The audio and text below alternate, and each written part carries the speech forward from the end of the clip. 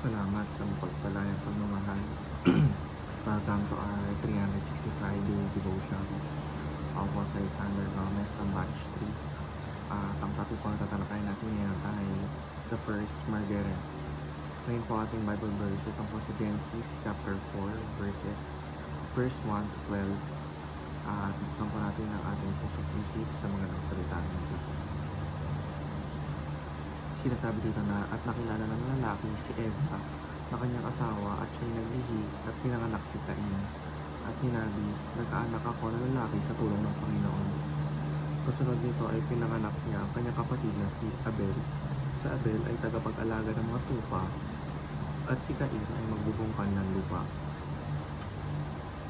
Teaching number 1. Cain's anger escalates to the murder of Abel.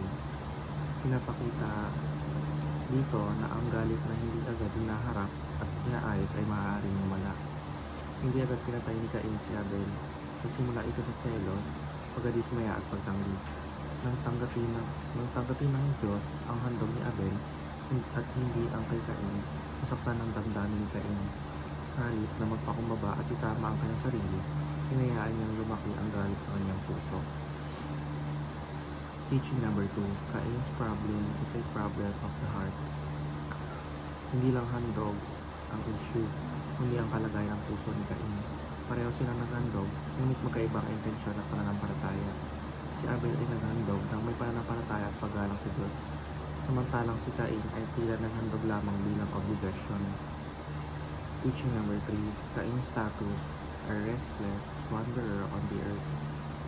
Bilang bunga ng kanyang kasalanan, si Cain ay nahiwalay sa Diyos, sa kanyang pamilya at sa kapayapaan ng buhay. Ang pagiging restless wanderer ay hindi lamang physical, kundi spiritual at emotional. Application number 1. Mind your own heart issues before becoming angry. Bago tayo mag-react sa galit, dapat muna natin suriin ang ating puso. Madalas ang galit ay bunga ng mas malalim ng damdamin gaya ng insecurity, inggit o pride. Application number 2. Minimize your anger by engaging in true worship. Ang tunay na pagsamba ay hindi lang kanta o pag-attend ng church, kundi pagsuko ng puso sa Diyos. Kapag nakatuon tayo sa Diyos, mas nababawasan ang atensyon natin at sa inggit at galit. Application number 3. Manage your anger before it becomes a sinful act. Normal ang magalit, pero hindi normal na hayaan ito magdikta ng kilos. Ang galit na hindi kinokontrol ay maaaring mauwi sa pananakit, sa salita man o gawa. Yun lamang po ang aking devotion. Maraming